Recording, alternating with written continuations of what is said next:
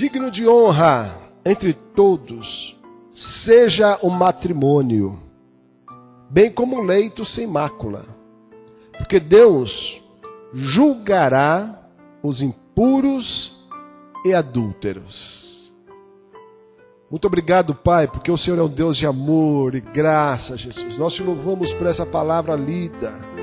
O Senhor é o Deus, meu Pai, que nos abençoa. O Senhor é o Deus que nos alcançou com misericórdia. Oh, Pai querido, quero pedir que o Senhor possa nos abençoar nessa noite, falando aos nossos corações. Meu Pai, nos ensinando a meditar nesse texto, Pai, para a glória do Teu nome. Em nome de Jesus, amém e amém. Pode se assentar, irmãos. Meus queridos, esse capítulo possui alguns conselhos, né? E a respeito da vida social, da fé, a observância quanto aos exemplos dos líderes. E também aqui fala sobre a união que Deus aprova, né? O matrimônio que Deus aprova. E o matrimônio hoje é algo muito formal em uma sociedade muito moderna, não é? Quando se fala de matrimônio hoje, é uma coisa que está meio fora de moda, né? Ninguém leva muito a sério essa questão. E recentemente estava conversando com uma amiga que pediu aliança ao marido que mora com ela. Ele disse o seguinte: olha, eu já troquei alianças e tive problema, eu já assinei papéis e tive problema, então não vou te dar aliança. Então, hoje as coisas estão modernizadas por demais, né? Mas como igreja, nós não podemos esquecer que Deus foi quem instituiu o casamento. Por isso é que o próprio Deus o leva muito a sério. Quando o autor escreve aqui sobre a questão de nós realmente honrarmos o casamento, né? Dele dizer que o casamento é uma coisa digna, dentro da sociedade tem que ser honrado, né? É porque isso foi instituído por Deus lá no Éden ainda. Então Deus disse: olha, deixa o homem e sua mulher, deixa o homem os seus parentes, seus pais, né, sua mãe, né, una-se ao esposo, né, a mulher deixa os seus pais, una-se ao esposo e sejam ali então uma só carne. Então, como na igreja, nós não podemos esquecer isso. Mas o autor diz que o matrimônio cristão, ele precisa ser honrado dentro dessa sociedade e no sentido de dar exemplo. Logo então, o autor pede à igreja: olha, igreja do Senhor, o casamento, o seu casamento, ele precisa ser honrado dentro desta sociedade. Dentro dessa sociedade, né? O que tem que acontecer? Todos precisam olhar para os casais cristãos e ver neles a diferença, né? Todos precisam olhar para os casais cristãos e precisam enxergar nesses casais, né, realmente a grande diferença, né, de um casamento aprovado por Deus. Glórias a Deus. Viver somente por emoção, por haver alguns momentos felizes, outros tristes, pode causar muito estresse no relacionamento. O diálogo é importantíssimo no casamento. Para que nós possamos dar exemplo, nós precisamos então trazer, né, para dentro de casa algumas lições, né? Entre elas justamente o seguinte, né, o diálogo, que é uma questão importantíssima para que o casamento cristão vá adiante e seja abençoado por Deus. Quando há controvérsias no entendimento de algo, causando briga, normalmente, após passar a raiva, tudo volta a ficar bem. E a raiz do problema deixa de ser tratado, porque não se conversa a respeito das questões. Não é verdade? Irmãos, dentro da igreja do Senhor há muitos casais, né, com problemas seríssimos. Há muitos casais não dando exemplo à sociedade do que realmente deve ser, né? Há muitos casais não dando exemplo dentro da própria casa do que deve ser o matrimônio cristão. Por quê? Porque dentro desse casal, dentro desse casamento, não há diálogo, né? Quando a briga, passou a briga, nossa, tudo é festa, abraçou, beijinho para lá, beijinho para cá e está tudo bem. Não se conversa a respeito da raiz dos problemas para que se possa então resolver de vez. Por quê? Porque quando nós, meus irmãos, não tratamos das questões que acontecem dentro do lar, quando torna a acontecer, essa questão volta potencializada. Não é verdade? O que era uma briguinha de 5 minutos passa a ser uma briguinha de 15 minutos. Logo então, todas as questões precisam ser tratadas, né? Efésios, Paulo dizendo à igreja de Éfeso, no capítulo 4, versículo 26, ele diz o seguinte: irai-vos e não pequeis, não se ponha o sol sobre a vossa ira. O que Paulo queria dizer é o seguinte: por mais que se ire, por mais que se discuta, nós não podemos chegar ao ponto da agressão, mas nós também não podemos colocar um ponto final em uma questão mal resolvida. Mal resolvida.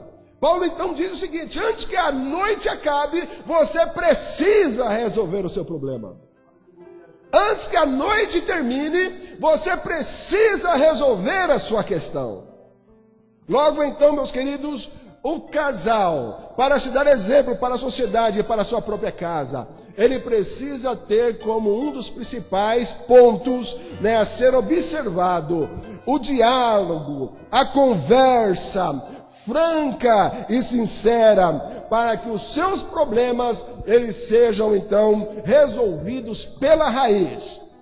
Tiago, no capítulo 5:16, nos diz: se confessarmos as nossas culpas uns aos outros, não é verdade? Ele diz o seguinte: para nós confessarmos as nossas culpas uns aos outros.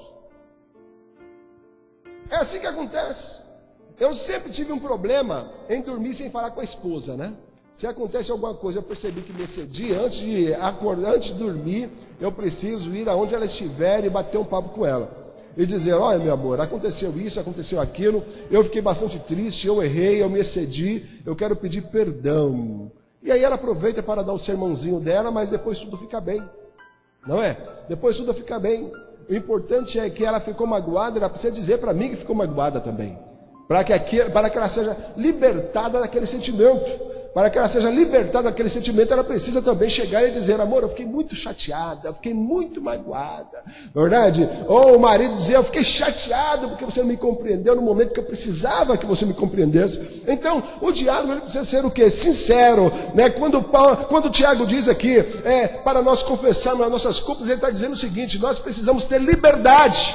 Nós precisamos ter liberdade dentro do nosso casamento, dentro do nosso relacionamento, para dizermos: olha, eu fiz isso, fiz errado, não é verdade? E a outra pessoa poder olhar assim, sem julgamento, dizer: olha, você errou, vamos fazer o seguinte, vamos começar do ponto zero agora, e vamos fazer com que as coisas fiquem bem. Fiquem bem. Então, nós precisamos o quê? Ter liberdade no casamento. Hoje, muitos casais não têm liberdade para se conversar. Não tem. Porque se o esposo falar alguma coisa, a esposa já desce o rei. Se a esposa falar qualquer coisa, o marido já está nas tampas. E já quer descarregar na mulher tudo que ele já tinha guardado por muito tempo. Então, hoje, nós, meus queridos, no lar cristão, está vivendo também um estresse. Está vivendo numa situação de estresse. E que precisa ser resolvida. E tudo se resolve conversando, falando, dialogando. Não se resolve brigando e nem medindo forças. Mas tudo se resolve num bom bate-papo, né? É conversando. De repente você está na frente da televisão assistindo um bom filme com a esposa, fala: nossa, amor, lembra daquilo que nós... Então, vamos bater um papo sobre aquilo. Por que nós discutimos, né? Por que nós falamos alto um com o outro? Por que nós chegamos àquele ponto? Nós precisamos ter isso dentro de casa. O casal que não tem liberdade para conversar, ele está enfadado ao fracasso. Ao fracasso. Ele vai fracassar. Sabe por quê? Vão viver juntos, mas não vão ter um amor suficiente para uni-los como deve ser. Para que eles possam realmente provar para todos que são uma só pessoa. Vão viver dentro do mesmo lar, separados, talvez por falta de diálogo. A conversa após momentos precisa haver. Mesmo que seja de uma discussão, não podemos deixar para lá o mal-entendido. Mesmo após momentos bons, precisamos conversar sobre repetir os momentos bons. Não é? Quando se faz uma viagem, poxa vida, como é bom sentar e perguntar: filhos, vocês gostaram? Gostamos. Vamos repetir momentos como esses. Amor, você gostou? Não gostei muito do lugar, então vamos fazer o seguinte: vamos preparar uma viagem melhor da próxima vez. Verdade? Nossa, levou a esposa para jantar, a família para jantar, vocês gostaram do restaurante? Não gostei do restaurante. Tá bom, da próxima vez num restaurante um pouco melhor, né? Vamos escolher alguma. Nós precisamos discutir os momentos bons e nós também precisamos discutir os momentos ruins. Porque os momentos ruins é que minam a força do amor. São os momentos ruins que minam realmente o desejo de continuar bem. São os momentos ruins que minam realmente, meus queridos, o desejo de que a família caminhe de forma abençoada. São os momentos ruins que fazem isso. Porque os momentos bons, se não foram tão bons, a gente conserta para que seja melhor. Os momentos ruins também precisam ser consertados para que haja momentos melhores. É também importante entender o que Paulo disse à igreja de Éfeso, no capítulo 4, versículo 32, que diz: antes, sede bondosos uns para com os outros, compassivos, perdoando-vos uns aos outros, como também Deus vos perdoou. E isso não é válido somente para irmãos dentro da casa de Deus, mas para a nossa casa também. O que Paulo estava querendo dizer é o seguinte: que a conversa entre o casal, a conversa entre os irmãos, precisam ser sempre civilizadas. Sempre de forma civilizada. Sentar e conversar de verdade e não discutir. Na verdade, não brigar. Porque quando se discute, quando se briga, o que nós causamos dentro de casa e na sociedade?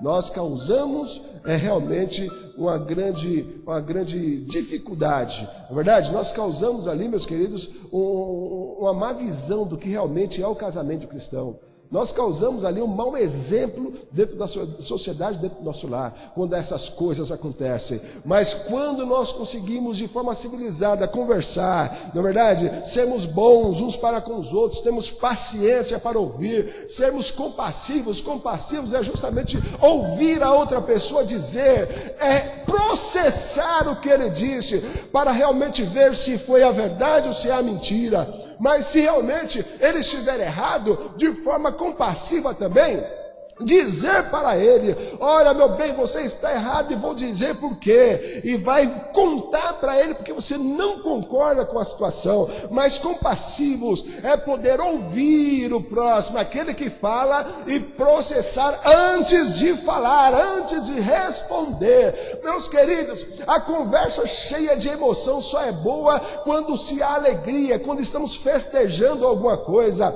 A conversa cheia de emoção só é boa quando nós estamos no aniversário, ou um filho passou de ano, ou realmente alguma coisa muito boa aconteceu dentro de casa. Aí a conversa com emoção é boa, porque você vai se alegrar e dizer: parabéns, que coisa linda, maravilhosa. Mas a conversa com emoção, quando as coisas não estão bem, quando há discussão em pontos que realmente estão se pensando de forma diferente, não é bom, não se pode acontecer, porque a conversa deixa de ser civilizada. O cristão precisa aprender a conversar com o seu cônjuge de forma civilizada, para que as coisas possam ir bem. O casal cristão tem uma grande vantagem. Por quê? Porque Deus pode ser o seu grande instrutor. Provérbios, no capítulo 3, versículo 6, nos diz o seguinte: reconhece-o em todos os teus caminhos, e ele endireitará as tuas veredas. Quando nós reconhecemos Deus em nossas vidas, como aquele que realmente é Senhor da minha vida, é Senhor dos meus caminhos, é Senhor da minha vida, sabe o que acontece? Ele endireita. Quando ele endireita, ele diz o seguinte, que ele me dará compreensão do que ele pretende fazer em minha vida. Ele me dará compreensão daquilo que ele deseja para a minha vida. Ele me dará compreensão daquilo que realmente eu preciso fazer para estar de bem com ele. Ele me dará compreensão disso. Tiago diz o seguinte, que aquele que não tem sabedoria, peça a Deus, que Deus dá e não lance em rosto. Na verdade, Tiago estava querendo dizer o seguinte, olha, meu querido, Deus é o único que vai te dar sabedoria e não vai cobrar nada de volta. Quando nós não temos, nós podemos buscar a Deus. E quando nós reconhecemos a Deus, nós então temos os nossos caminhos endireitados, inclusive dentro de casa. Aquele que não sabe conversar, vai aprender a conversar.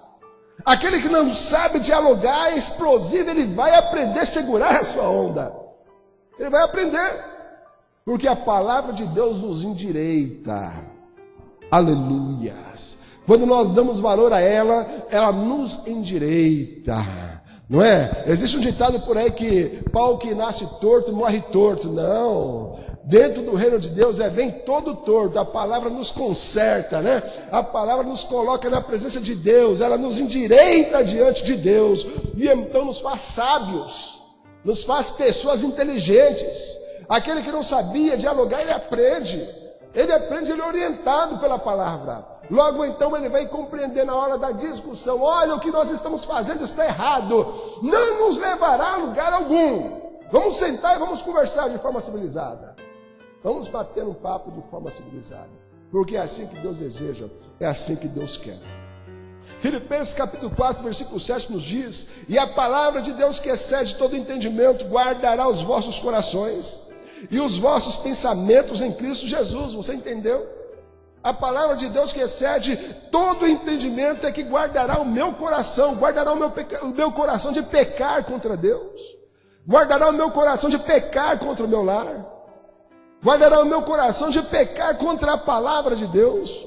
É justamente a palavra de Deus, é a paz que excede a todo entendimento, que realmente guardará os nossos corações e os nossos pensamentos em Jesus Cristo. Logo então, os desejos que nós temos, eles podem ser amenizados. Se são, queridos, tristes, eles podem ser alegrados. Na verdade, os nossos pensamentos, todos os pensamentos que temos, eles podem ser filtrados pela paz que há em Deus, para que então nós possamos agir de forma correta diante do Senhor e diante da sociedade, mostrando à sociedade, olha, que o casamento cristão, o matrimônio cristão, ele é digno de honra aonde quer que ele esteja, ele é digno de honra, e isso tudo para que o nome do Senhor seja glorificado na vida do cristão.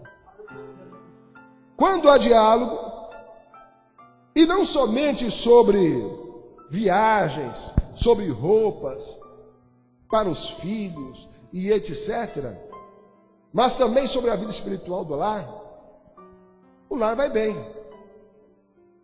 Nós precisamos conversar sobre vários assuntos dentro de casa. Nossos filhos, quando eram pequenos, né, uma das primeiras coisas que nós fizemos, quando foi para a escola, que tinha compreensão, né, minha esposa sempre foi professora de escola bíblica dominical para criança, né? E então ela procurava ensinar os filhos, que ela ensinava lá na escola bíblica dominical, trazia para casa. E uma das coisas que nós fizemos, assim que eles começaram a ler, tanto o mais velho quanto o mais novo, foi dar uma Bíblia de presente. A Bíblia infantil de presente. Que nós compreendemos justamente o quê? Que, olha, a vida espiritual dos nossos filhos era mais importante do que qualquer bem que nós pudéssemos dar a eles. Então, desde pequeno, eles precisavam aprender as Sagradas Escrituras. E de que forma? De forma adulta? É claro que não. De forma infantil. Então, nós demos duas Bíblias. Uma Bíblia para o Jonas, uma Bíblia para o Natan. Cada um teve a sua. Né? Para aprender a ler também a Bíblia Sagrada, assim que estivesse engateando nas letras. Assim que estivesse engateando no aprendizado. nós passamos o que? Nós demos uma Bíblia para eles, e eles então começavam a ler. E por causa das imagens, eles começavam a compreender. E compreender algumas coisas que eles não compreendiam, eles traziam as dúvidas até nós. E nós, com prazer, sentávamos e explicávamos para eles o que significava todas aquelas coisas. Então o que acontece? Aprenderam com a gente. Uma certa vez o Jonatas, ele vindo da escola, porque ele estudava numa escola que se pregava várias doutrinas, ele chegou para a gente perguntando sobre o sábado. Eu falei, filho, vem cá, vamos estudar juntos, né? Vamos compreender juntos essas questões. Há pessoas que acreditam, nós não, nós reservamos o domingo para Deus.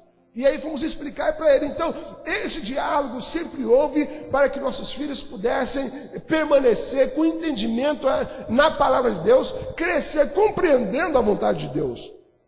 Então, tem que haver diálogo sobre a vida espiritual da casa. O casal precisa fazer isso. Mas se ele não tem tempo, porque a maioria do tempo que lhes sobra, eles estão brigando, como vão fazer isso? Não é verdade? Se a maioria do tempo que lhes sobra, eles estão falando de coisas futuras, como que vão fazer isso? Não, nós precisamos ter um diálogo sobre a vida espiritual da casa. Nós precisamos ter diálogos, discussões sobre textos bíblicos dentro de casa. Nós precisamos trazer um culto para dentro de casa, ainda que seja um culto muito formal, sabe, isoladamente, né? O marido conversando com a esposa sobre a Bíblia, conversando com o filho, com 2 filhos, né? Não interessa, mas nós precisamos trazer esse diálogo para dentro de casa. A Bíblia precisa aparecer em nossas conversas dentro do lar. A Bíblia, ela precisa ser observada em nossos bate-papos dentro do lar, dentro de casa. Nós precisamos trazer para dentro de casa também uma proposta de orar juntos. De orar juntos. Hoje em dia, meus queridos, como é difícil, né? Porque a vida é corrida, né? A esposa trabalha, o marido trabalha, chega cansado, chega em casa, tem que fazer comida, tem que fazer isso. Se faz tanta coisa e às vezes se esquece, né, do casal se dobrar os joelhos ali. Vamos orar juntos, vamos agradecer ao Senhor pelo dia, vamos agradecer ao Senhor pela vida.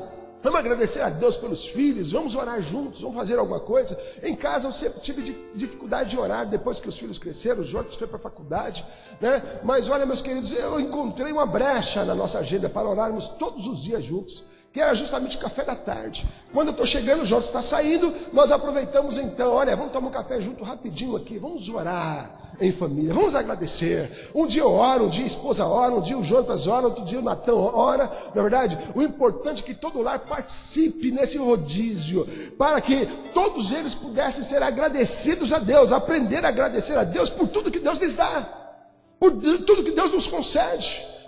Pouco ou muito Deus nos concedeu, não é verdade? Uma vida espiritual abençoada, ou mais ou menos abençoada, Deus nos concedeu. E precisamos agradecer por tudo que o Senhor nos deu, para que o nome do Senhor continue sendo glorificado em nossa casa, glorificado em nosso lar. Nós precisamos dialogar sobre isso dentro de casa. Meu amor, nós estamos orando pouco juntos. Nós precisamos fazer alguma coisa para orarmos juntos. Sobre relacionamento dos dois, o que pode ser melhorado. Eu te amo demais, mas tem uma coisa que me incomoda. O que é, meu amor? Isso, tá bom. Na verdade, todo casamento feliz é aquele, meus queridos, se renuncia a alguma coisa para que o outro seja feliz. Todo casamento feliz é assim. Eu renuncio a alguma coisa para que o meu cônjuge seja feliz. E ela vai fazer o mesmo, renuncia a alguma coisa para que eu seja feliz. Ao contrário do mundo que prega-se, meus queridos, questões individualistas dentro de casa. Verdade? Olha, eu sou assim, eu gosto disso, você tem que me respeitar. Não, o casamento cristão, ele se abdica de algumas coisas. Ele renuncia a algumas coisas. Se é para o bem no casamento, nós vamos compreender. Se o que eu estou fazendo não faz o meu esposo ou a esposa feliz, por que não abrir mão de alguma coisa para que o meu casamento possa ser ainda mais abençoado diante de Deus? É claro que o casal precisa abrir o coração para essas coisas. O casal ele precisa abrir o coração para essas coisas. O casal ele precisa estar disposto a agir dessa forma para que possa surtir um grande efeito. Precisa abrir o coração. Ele precisa dizer: eu quero dialogar, eu quero conversar, eu quero bater um papo. Precisa abrir o coração. Porque, meus queridos, se não abrir o coração, um vai desejar, outro não, e aonde um não quer, a coisa não vai acontecer. Mas quando os dois desejam, eu preciso melhorar, e a outra pessoa reconhece também, logo então passa a ser uma grande bênção do Senhor. Aí se abriu as portas para um sucesso no casamento, um sucesso no lar, um sucesso no amor, porque quando nós abrimos os corações para essas coisas, logo então se abriu as portas para grandes coisas acontecerem no meio de nós. Nos tornamos honrados, pois o relacionamento muda. Quando nós nos abrimos para isso, nós nos tornamos honrados, porque o nosso relacionamento ele muda. Muda dentro do lar, trazendo exemplo para si mesmo e para os filhos, que se espelham na maioria das vezes dos pais. Você imagina o seguinte: se toda a discussão que existe entre vocês fazem diante dos filhos, os filhos vão crescer preocupados com o casamento. Os filhos vão crescer preocupados, a filha preocupada com o que o marido vai ser, o marido preocupado com o que a esposa vai ser, porque eles enxergam isso em nós. Há um espelho dentro do lar que são os pais. Se o pai é preguiçoso, se a mãe é preguiçosa, logo então os filhos terão a possibilidade de serem preguiçosos. Se o pai e a mãe vivem discutindo, haverá possibilidade do filho também ser uma pessoa que brigue bastante na sociedade, por onde ele estiver. Porque nós delegamos isso a eles, quando nós praticamos essas coisas. Nós delegamos a eles quando nós praticamos essas coisas. Mas quando eles veem em nós um espelho que realmente é uma bênção, haverá possibilidade também de nossos filhos serem uma bênção dentro de casa. Eles crerão em tudo que Deus instituiu, inclusive no matrimônio, inclusive no lar. Eles vão acreditar que essas coisas são boas, vão acreditar que foram instituídas por Deus. E então é por isso que eles precisam realmente investir nessas coisas. Quando nós damos bons exemplos aos nossos filhos, nós seremos filhos abençoados com bons exemplos também a dar para os seus filhos, para a sociedade, aonde eles estiverem. Nós nos tornamos honrados, porque dentro de uma sociedade também, pois todos olham e veem um casal que se amam. Quando a sociedade olha para nós e vê a grande diferença, não é verdade? Eles admiram. E é a nossa obrigação mostrar para a sociedade que nós somos. Nós somos filhos de Deus que andamos na presença dele conforme a sua vontade. Verdade? Se Deus deseja, se Deus almeja, nós obedecemos, nós fazemos com que as coisas aconteçam. Porque Deus quer assim. Nós somos também honrados dentro da igreja, pois a igreja nos verá como um casal honrado, nos verá como um casal que teme ao Senhor. Então, se nós abrimos a porta do diálogo para que tudo vá bem dentro da nossa casa, nós seremos espelho em todos os sentidos. Espelho para a sociedade, espelho para a igreja, espelho para os nossos filhos, espelho para os nossos parentes, porque nós nos dispusemos então a conversar com o cônjuge, a conversar com os filhos, a conversar dentro do lar. Conversa é uma coisa que está em extinção hoje em muitos lugares. Só que não pode estar em extinção dentro das nossas casas. Amém, irmãos? Nós precisamos dentro das nossas casas realmente ter o desejo de conversar bastante sobre vários assuntos, inclusive sobre os nossos relacionamentos dentro do lar. Esse texto diz que honrado entre todos seja o matrimônio. Só é honrado quando nós damos honra a Ele. Se nós damos honra a Ele, então nosso matrimônio será honrado por onde quer que andemos. O que causamos ao redor de nós? O que nós causamos? Gostaria de fazer 3 perguntas à igreja nessa noite. O que nós causamos ao redor de nós? Será que nossos vizinhos nos reconhecem como os casais que se amam, casais cristãos, família cristã? Será que nós passamos a sensação para a sociedade de felicidade, de temor a Deus? Essa sensação. Porque é claro, né? Se a nossa casa é de paz, toda a nossa vizinhança saberá que é de paz.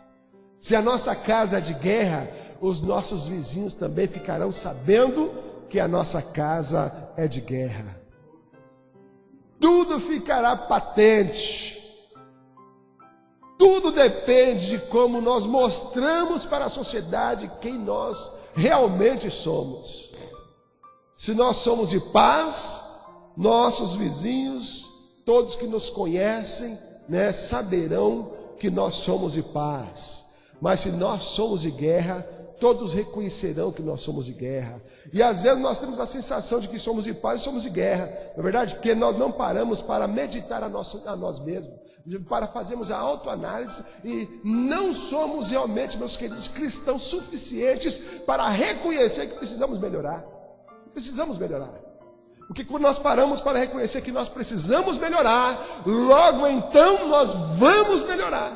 Porque esse é um dos grandes passos para o sucesso diante de Deus.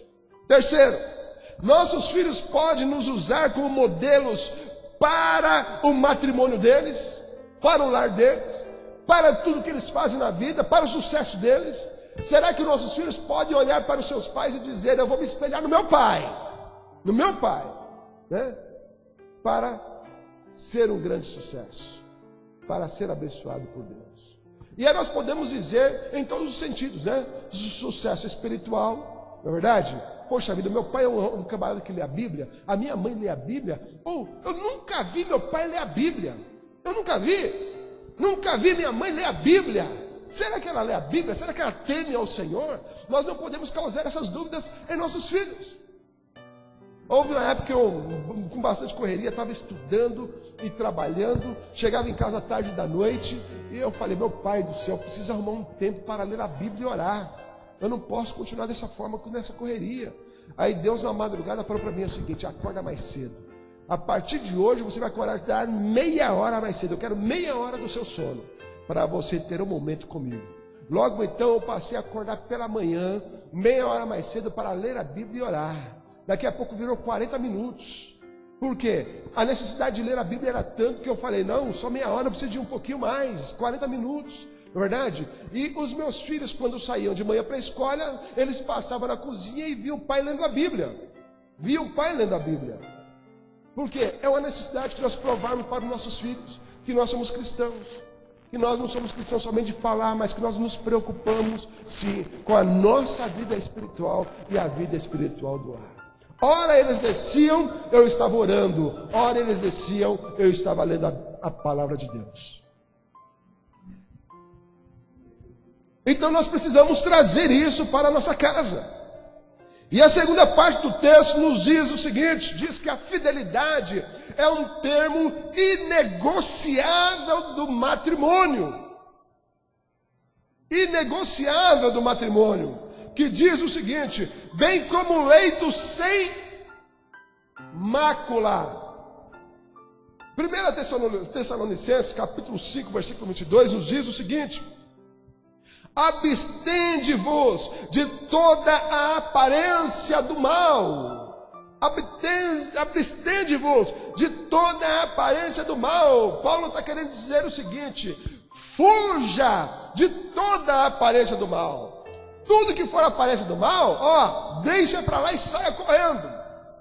Não enfrente a aparência do mal. Não brinque com a aparência do mal, mas fuja da aparência do mal. No Brasil, 1 a cada 3 casamentos terminam em divórcio por motivos diversos. Entre eles, a tendência de não se evitar a aparência do mal. Nós precisamos compreender o seguinte, que a fidelidade no casamento é inegociável para Deus.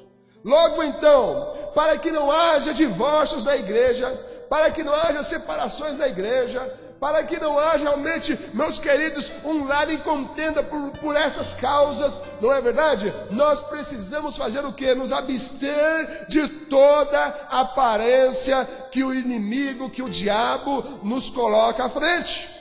Nós não podemos entrar nesta regra, nós não podemos entrar, meus queridos, nesse senso, onde diz que a cada 3 casais, um termina em divórcio e termina já no primeiro ano. Nós não podemos entrar num senso como esse. O casamento cristão, ele precisa ter o seu leito sem mácula, ele precisa ter o seu leito sem pecado. O compromisso da sociedade com o relacionamento sério do casamento diminui a cada ano. A cada ano se casa menos, a cada ano se registra menos casamento nos cartórios, porque não se há mais compromisso no casamento, porque a sociedade, ela deseja, ela almeja isso. A cada dia menos casais têm filhos também. Sabe por quê, meus queridos? Porque todos querem viver uma vida individualista, onde o indivíduo é mais importante do que o coletivo. Logo então, o que se acontece? Olha, vamos lá nos juntar, juntamos os panos, deu certo, fica, se não deu certo também, cada um vai para o seu lado. Mas dentro da casa de Deus, dentro do reino de Deus, as coisas não funcionam assim. Quando se casa, o autor então diz que o meu leito, ele precisa ser sem mácula. Os meus olhos são realmente para o meu cônjuge. Os meus olhos são para o meu matrimônio. Paulo diz o seguinte, que quando se casa, o corpo da mulher não é mais dela, mas é do marido. E o corpo do marido não é mais dele, mas é da mulher. Logo então eles fizeram aí uma só carne. Quando se torna uma só carne, precisa-se haver um só pensamento, uma só decisão, um só diálogo. Na verdade, nós precisamos ter uma só compreensão. Por isso nós falamos bastante na questão do diálogo anteriormente, porque o diálogo nos leva para o caminho correto, o caminho que nós devemos estar. O texto nos diz, honrado seja entre todos o matrimônio e o leito sem mácula, pois aos devassos e adúlteros Deus os julgará. Logo então o pecado, ele não pode chegar à minha tenda. O mal existe desde que entrou o pecado no mundo. Desde que entrou o pecado no mundo, o mal se instalou na sociedade. Nós precisamos compreender que a vigilância é quem alimenta a prudência. Mateus 26, 41 nos diz, vigiai e orai, para que não entreis em tentação. O espírito, na verdade, está pronto, mas a carne é fraca. Logo então, a vigilância é quem alimenta a prudência. Se eu vigio, eu me torno uma pessoa prudente. Se eu não vigio, então eu sou imprudente, porque realmente, meus queridos, eu me tornarei uma pessoa que não terá um compromisso suficiente com Deus, com o matrimônio e com a casa. Nós somos o sal da terra, então precisamos dar certo. Nós somos o sal da terra, nós precisamos dar certo. Nós necessitamos dar certo. O leito sem mácula é um leito que só cabe 2 pessoas até que a morte os separe. Esse é o leito sem mácula. Só cabe 2 pessoas. Não cabe mais que 2 pessoas, mesmo que seja em pensamento, mesmo que seja em desejo, não cabe, não pode haver. Só cabem 2 pessoas no leito sem mácula. Mateus 6, 22 ao 23 nos diz, a candeia do corpo são os olhos, de sorte que se os teus olhos forem bons, todo o teu corpo terá luz. Se porém os teus olhos forem maus, o teu corpo será tenebroso. Se portanto a luz que em ti há são trevas, quão grandes são tais trevas. Logo então os meus olhos precisam ser purificados pelo poder de Deus. Meus olhos precisam ser purificados pela palavra de Deus. para que os meus olhos possam ser luz e almejar somente aquilo que pertence a mim, não o que pertence aos outros. Se os meus olhos são luz, meu corpo será luz. Se os olhos do casal é luz, o matrimônio será luz. Se os olhos da família são luz, toda a família será luz. Mas se são trevas, logo então ali se instalou o grande fracasso. E as coisas não vão caminhar conforme a vontade de Deus. Precisamos guardar nossos pensamentos. Temos que ter cuidado com o que olhamos e com o que processamos. O problema não é olhar, o problema é processar. Não é verdade? O que nós processamos quando nós olhamos? Não é? Porque às vezes nós olhamos e está tudo bem. A sociedade hoje está aí para todo mundo enxergar o que se quer enxergar. Verdade? Não tem como não ver, não é? Não tem como não olhar, verdade? Porque tudo está patente aos olhos. Mas o problema é o que este olhar traz para dentro da minha alma. Da minha alma. E como eu processo estas informações dentro da minha alma. É aí que está o pecado. Né? Mas certa vez Jesus disse o seguinte: olha, meu querido, hoje não precisa mais cair não para ser adultério, né? Um olhar cobiçoso já é adultério. Se alimentamos os pensamentos como, olha, eu vou dizer algum tipo de pensamento, alguns tipos de pensamentos que podem ser alimentados por nós, que pode ser tenebroso para a nossa alma. Não deveria ter casado, isso foi um grande erro. O casamento nunca é um grande erro. O casamento é um acerto que precisa ser lapidado. Amém? O meu casamento, ele é um acerto que precisa ser lapidado. E ele só será lapidado se eu permitir que Deus faça isso. Usando a minha vida, usando a vida da esposa e de repente usando até a vida dos filhos. Não é verdade? O meu lar é uma bênção porque sou uma bênção. Outro pensamento que pode haver: não sou compreendido. Meus queridos, nós processamos esse pensamento, toda hora nós ficamos alimentando: não sou compreendido, eu não sou compreendido, eu não sou compreendido. Vai chegar uma hora que nós vamos acreditar nisso. E quando nós acreditamos nisso, o que acontece? A desgraça foi instaurada na minha mente. E eu vou criar uma barreira defensiva, onde tudo que for bom vai bater e voltar. Onde que tudo que for correto, tudo que foi dito corretamente pelo cônjuge, vai bater e vai voltar. Porque a minha cabeça, eu processei e instaurei, né, a seguinte frase: eu nunca sou compreendido.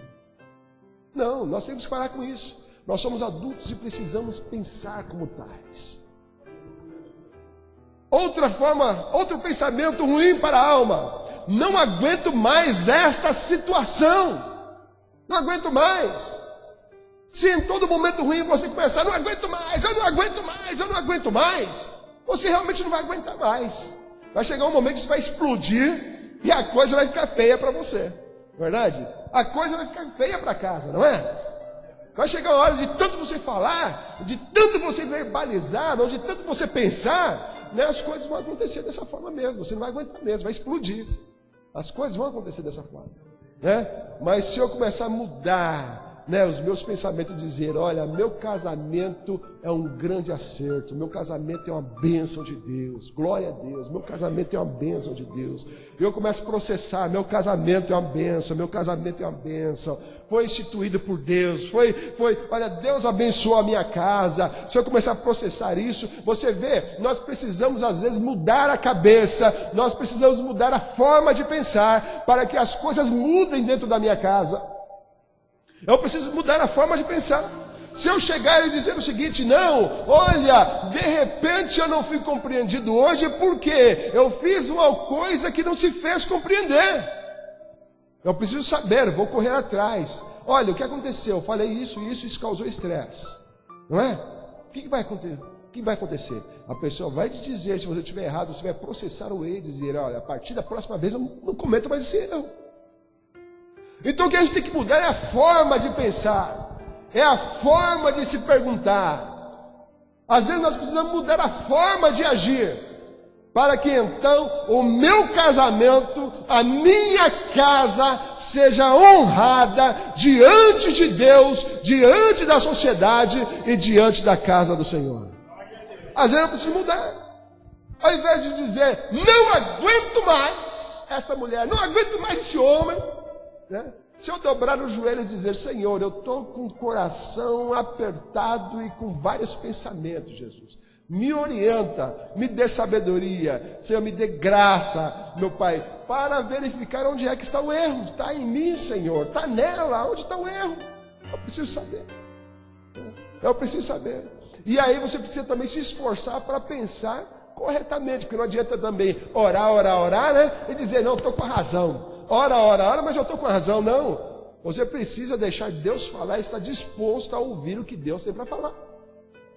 Tem que estar disposto a compreender o que é certo e o que é errado. Precisa estar disposto. Porque quando nós estamos dispostos, abrimos o coração, logo então meu lar passa a ser abençoado diante do Senhor. A minha casa passa a ser abençoada diante de Deus. Então precisamos agir assim. Às vezes a mudança de pensamento, às vezes estou pensando de forma errada, a respeito da esposa, a respeito do esposo, a respeito dos filhos, os filhos a respeito dos pais. Às vezes a forma de pensar está errada. Nós precisamos mudar a chave e dizer, Deus, é contigo, fala comigo, eu preciso agir de forma correta diante da tua presença. Quando nós agimos, meus queridos, dessa forma, com birra, com, pensamentos negativos, nós enfraquecemos o amor e abrimos a porta para o pecado. Porque quando nós dizemos, olha aqui, nós não aguentamos mais, até que um dia o diabo lhe prepare um grande prato, coloca à frente e diz, olha, essa aqui é boazinha, essa aqui, ó, é nota 10, vai que, olha, você vai gostar, verdade? Nós abrimos a porta para o pecado, mas quando nós mudamos a forma de pensar, nós blindamos a porta da minha casa para o pecado, nós blindamos a porta dos nossos lares para o pecado. E logo então nós passamos a ser o quê? Abençoados diante de Deus. Romanos 6,23 nos diz, porque o salário do pecado é a morte, mas o dom gratuito de Deus é a vida eterna em Cristo Jesus nosso Senhor. Logo então, meus queridos, é melhor nós entrarmos pelo dom gratuito de Deus do que pelo pecado. Mas para entrar no dom gratuito de Deus, eu preciso estar com o coração aberto para ouvir o que Deus quer me dizer. Eu preciso estar com o coração aberto para realmente processar tudo aquilo que Deus me diz. Eu preciso estar com o coração aberto para praticar aquilo que Deus quer que eu pratique. Eu preciso estar com a alma aberta. Eu preciso estar disposto a ouvir e dizer, Deus, age em mim. Age por mim e faça em mim a sua vontade.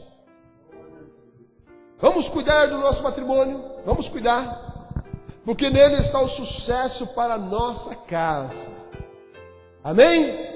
Olha, é o nosso matrimônio quem vai dizer se minha casa terá sucesso ou não, né? É o nosso matrimônio. Então vamos cuidar dele para que a sua casa tenha sucesso, para que você seja abençoado pelo Senhor. E Deus então assim lhe conceda graça. Amém, meus irmãos? Glórias a Deus. Eu quero orar com você nesse momento. Eu gostaria de orar com você nesse momento. E eu quero pedir que você se aproxime aí da sua família, se aproxime dela aí. E nós vamos orar pelo seu lar. E você vai orar também por sua casa. E vai dizer, Deus, peça por sua casa. Amém? Peça por seu lar.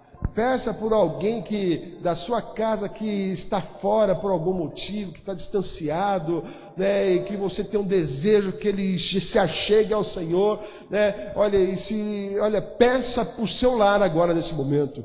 E Deus vai conceder a graça de abençoar o seu lar, abençoar a sua casa.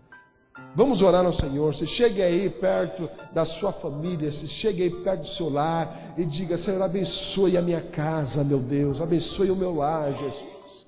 Eu preciso que o meu lar seja abençoado, Senhor. Eu preciso que o Senhor entre na minha casa e conserte o que precisa ser consertado, meu Deus. Começa a pedir nesse momento. Deus querido, eis-nos aqui, Senhor, diante da Tua presença. E nós queremos, meu Pai, aleluia, ser uma bênção em Tua presença, Senhor. Eu e minha casa, Senhor, a Tua família, Senhor, cada um dos Teus filhos, cada um dos lares aqui representados. Meu Deus, eu quero pedir que o Senhor possa ajudar a abençoar, abrir as portas dos céus, para que haja compreensão, para que haja o desejo, meu Pai, de Te servir melhor e de ter uma casa abençoada em Tua presença. Meu Pai, eu quero pedir que o Senhor possa abençoar aqueles casais, meu Pai, que são divididos na fé, Senhor. Meu Pai, a esposa não está em Tua presença, o esposo. Meu Pai, que o Senhor possa abrir as portas dos céus, para que a bênção do Senhor possa acontecer. Meu Pai, a unidade também possa existir na vida espiritual dos Teus filhos. Abençoe aqueles, meu Pai, que tem algum parente, meu Pai, que desejam a salvação. Meu Pai querido, que o Senhor possa entrar, tocar, agir, meu Pai, de forma gloriosa, para que os Teus filhos possam estar em Tua casa agradecendo, meu Pai Elias, pela bênção do Senhor, da salvação daqueles, meu Pai, que são próximos deles. Meu Senhor querido, eu quero pedir, meu Pai, que o Senhor possa blindar as nossas vidas em Tua presença. Meu Pai, que Satanás não toque em nossas casas. Meu Pai, que o inimigo não toque em nossos lares, mas que os nossos lares a cada dia, Senhor, cresçam, meu Pai, em conhecimento da Tua graça. Cresçam, meu Pai, na Tua graça. Meu Pai Elias, e possam ter a certeza, meu Pai, que Te servem, e possam ter a certeza também, meu Pai, que estão Te agradando para a glória do Teu nome. Senhor, abençoa nosso lar, abençoe as nossas vidas, abençoe as nossas casas, meu Pai, que nossos lares sejam a cada dia, Senhor, abençoados por Ti, para a glória do Teu nome. Nós buscamos isto em nome de Jesus, em nome de Jesus, amém e amém, Senhor. Glória.